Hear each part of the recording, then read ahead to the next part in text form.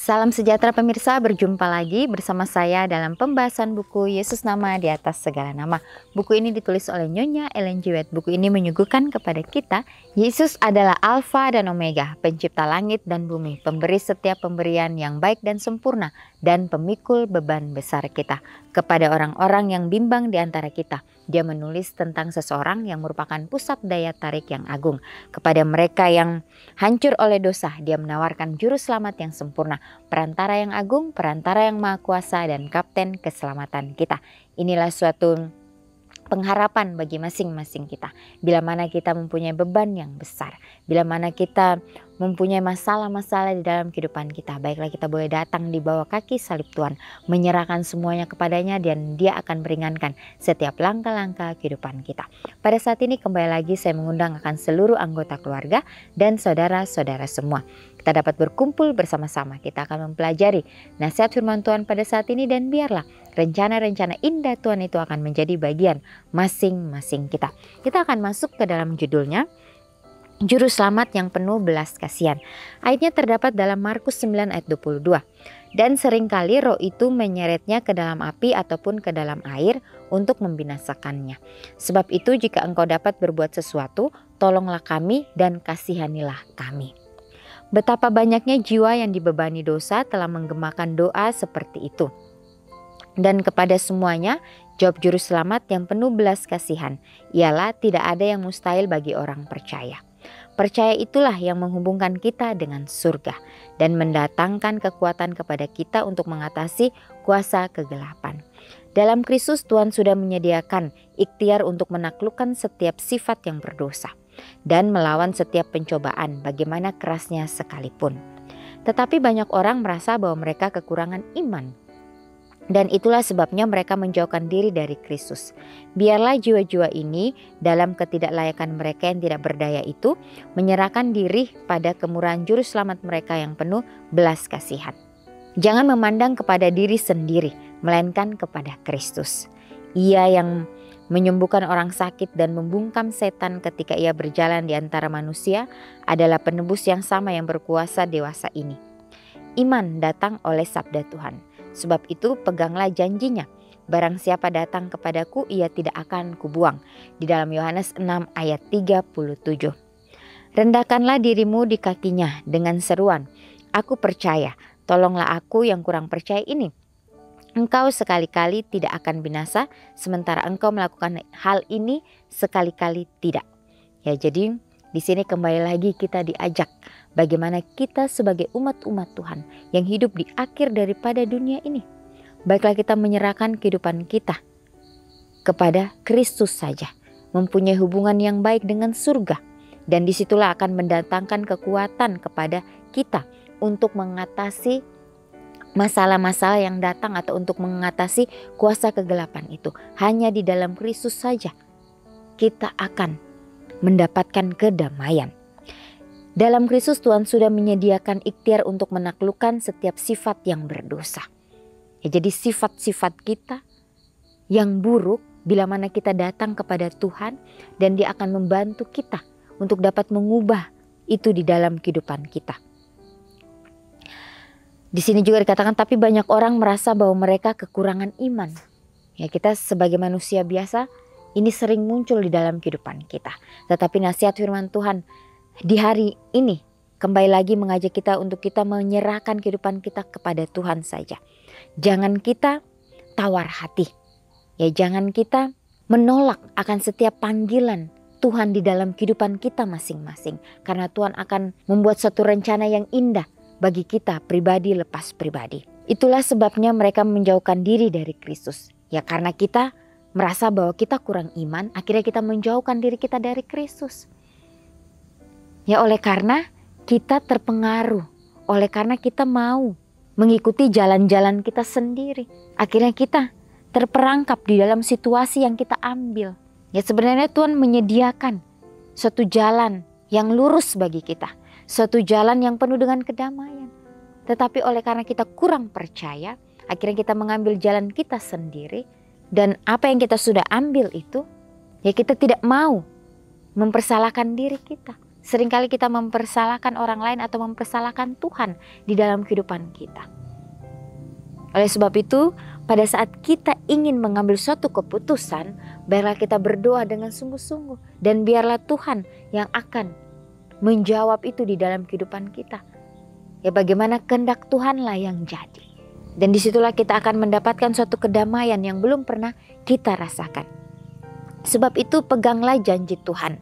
Barang siapa datang kepadaku, ia tidak akan kubuang. Ya, janji Tuhan itu pasti. Bila mana kita datang kepada Kristus, Dia tidak akan membuang kita. Dia akan merangkul kita. Dia akan memberikan kita suatu pekerjaan yang begitu luar biasa untuk kita jalani di dalam kehidupan kita. Ya, jadi betapa pentingnya kita mempunyai iman, kepercayaan sepenuhnya hanya kepada Kristus. Rendahkanlah dirimu di kakinya dengan seruan, "Aku percaya, tolonglah aku yang kurang percaya ini." Engkau sekali-kali tidak akan binasa sementara engkau melakukan hal ini sekali-kali tidak. Ya, inilah janji Tuhan bahwa Dia tidak akan membinasakan kita bila mana kita menuruti setiap perintah-perintahnya. Bila mana kita mau berjalan sesuai dengan kehendak-Nya. Ya, tidak ada yang mustahil bagi Tuhan. Ya, semuanya akan Dia berikan dengan begitu sempurna. Kalau kita mau untuk terus melatih kehidupan kita. Untuk berpegang kepada firman itu. Mungkin kita berpikir sebagai manusia biasa, tidak ada jalan keluar lagi. Tapi biarlah kita terus maju bersama-sama dengan Kristus. Maka di akhir daripada perjalanan kita, disitulah kita akan merasakan bagaimana tuntunan Tuhan yang begitu luar biasa. Tanpa kita sadari. Inilah bagaimana kita mau diajar hari ini untuk mau bekerja bersama dengan Kristus. Untuk mau melihat akan kemuliaan itu di dalam kehidupan kita. Meminta akan tuntunannya di dalam kehidupan kita masing-masing. Ya, dikatakan bahwa kita tidak layak di hadapan Tuhan. Tetapi bagaimana Tuhan melayakkan kita. Ya, Dia tidak pernah meninggalkan kita. Hanya kitalah yang sering meninggalkan Dia. Di dalam situasi yang tersulit sekalipun. Mungkin di situ ada pelajaran yang harus kita ambil di dalam kehidupan kita. Mungkin kita tidak menemukan jalan keluar. Tapi bagaimana penyerahan sepenuhnya kepada Kristus itu akan memberikan kita kedamaian. Walaupun kita akan menerima konsekuensi yang akan kita jalani dengan apa yang kita sudah lakukan. Biarlah kita terima itu dengan sepenuh hati. Disitulah kita akan menjalani dengan penuh kedamaian bersama-sama dengan Kristus. Ya, setiap apapun yang kita ambil di dalam kehidupan kita, pasti ada hal-hal yang membuat kita merasa bahwa inilah yang Tuhan inginkan di dalam kehidupan saya. Walaupun kita mendapatkan masalah, mendapatkan ujian, ya biarlah kita jalani itu di dalam kehidupan kita. Karena kita yakin dan percaya bahwa Tuhan akan menuntun kita. Dalam waktu yang singkat, murid-murid yang disenangi itu telah memandang hebatnya kemuliaan dan hebatnya kehinaan. Mereka telah melihat kemanusiaan sebagaimana yang dipermuliakan ke dalam peta Tuhan, dan sebagaimana yang direndahkan ke dalam rupa setan. Dari gunung di tempat ia telah bercakap-cakap dengan utusan-utusan surga dan telah diumumkan sebagai anak Tuhan oleh suara dari kemuliaan yang bercahaya, mereka telah melihat Yesus turun untuk mendapati pemandangan yang paling menyedihkan dan menjijikan. Anak yang dirasuk setan dan muka yang menggeliat sambil menggertakkan giginya dalam kejangan penderitaan yang tidak dapat diringankan oleh kuasa manusia. Dan penebus yang berkuasa ini yang baru saja beberapa jam yang lalu berdiri dalam keadaan dipermuliakan di hadapan murid-muridnya yang keheran-heranan membungkuk untuk mengangkat mangsa setan dari tanah di tempat ia sedang berguling-guling dan mengembalikannya kepada ayah dan rumah tangganya dalam pikiran dan tubuh yang sehat. Ya, jadi dalam waktu yang singkat, ya bagaimana murid-murid yang disenangi itu telah memandang hebatnya kemuliaan dan hebatnya kehinaan. Ya, jadi murid-murid ini pun mendapatkan suatu guncangan iman mereka di dalam kehidupan mereka. Pada saat mereka berjalan bersama-sama dengan Yesus, yang mereka telah melihat bagaimana pekerjaan Yesus pada saat berada di dunia. Dia menyembuhkan orang sakit, dia menghibur orang yang bersedih. Dia membawakan sukacita kepada setiap orang. Tetapi di akhir dari pelayanan Kristus, bagaimana dia harus mati di atas kayu salib. Dan dia harus ditangkap. Dan dia harus dianiaya, dia harus dihina. Dan disitulah murid-murid ini diuji satu persatu. Ya begitu pula dengan kita saat ini. Mungkin kita belum menerima ya tantangan yang luar biasa yang akan datang dalam kehidupan kita. Apakah kita akan menyangkal Tuhan kita? Apakah kita akan menyakiti hatinya? Apakah kita akan lari daripadanya? Oleh sebab itu, biarlah kesempatan yang Dia masih berikan kepada kita melatih kehidupan kita. Supaya kita benar-benar berada di jalan kebenaran itu. Apapun yang terjadi. Walaupun badai itu datang, rintangan itu datang di hadapan kita. Kita tetap berdiri teguh. Ya, kita tetap percaya kepada Kristus. Ya, persiapkanlah diri kita. Persiapkanlah hati kita di mana kita berdiri. Supaya pada saatnya itu tiba, kita betul-betul mempunyai prinsip yang teguh, berada di posisi Kristus.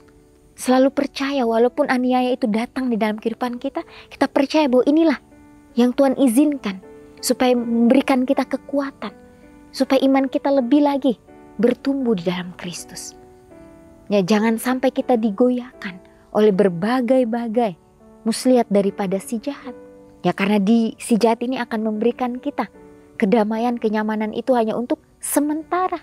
Tetapi Tuhan memberikan kita kedamaian itu kekal sampai selama-lamanya. Itulah suatu pelajaran yang bertujuan untuk mengajarkan penebusan makhluk ilahi dari kemuliaan Bapa. Merundukkan diri untuk menyelamatkan yang hilang. Pelajaran itu menggambarkan juga tugas murid-murid. Bukan saja di atas puncak gunung dengan Yesus dalam saat-saat penerangan rohani. Kehidupan hamba-hamba Kristus itu harus digunakan.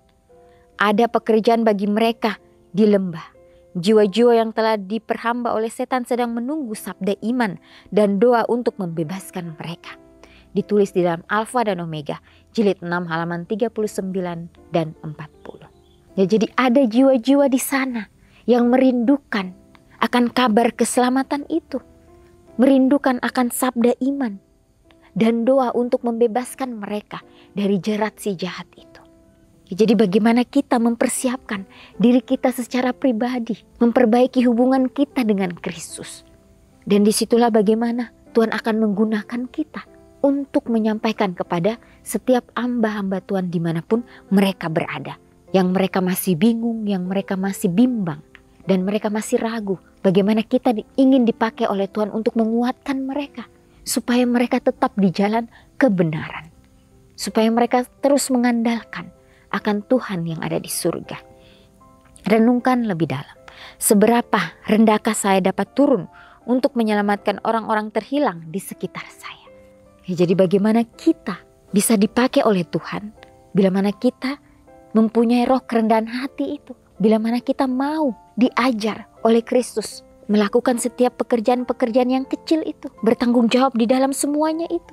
Sehingga Dia akan memberikan kita hal yang begitu luar biasa di dalam kehidupan kita masing-masing. Ya, walaupun hal itu kecil, tetapi di mata Tuhan itu sangat-sangat berharga. Oleh sebab itu, biarlah hari ini kita boleh memilih pilihan kita sesuai dengan kehendak Tuhan saja. Dia akan memberikan kita kedamaian, memberikan kita sukacita di dalam setiap apapun yang kita lakukan. Walaupun itu sangat sulit, tapi bila mana kita jalani itu dengan sepenuh hati, disitulah kedamaian yang sesungguhnya yang dari surga yang Kristus akan berikan di dalam kehidupan kita. Dikatakan ada pekerja bagi mereka di lembah. Jiwa-jiwa yang telah diperhamba oleh setan sedang menunggu sabda iman itu. Jadi inilah pilihan itu ada di tangan kita masing-masing. Baiklah kita memilih sesuai dengan apa yang Kristus sudah berikan di dalam kehidupan kita. Biarlah hari demi hari, komitmen demi komitmen yang kita sudah ambil, kita doakan itu dalam kehidupan kita. Dan baiklah kita jalani itu, kita praktekkan itu. Dan disitulah kita akan menemukan bagaimana Kristus akan selalu ada untuk kita. Dan kita pun dapat bekerja bersama-sama dengan Dia untuk menjalankan setiap misinya di atas dunia ini. Inilah nasihat firman Tuhan pada saat ini. Biarlah kita boleh terus mengandalkan akan Tuhan kita yang ada di surga. Dan biarlah kita juga dapat menjadi terang dimanapun kita berada. Kita akan berjumpa lagi di kesempatan yang berikutnya dan Tuhan memberkati.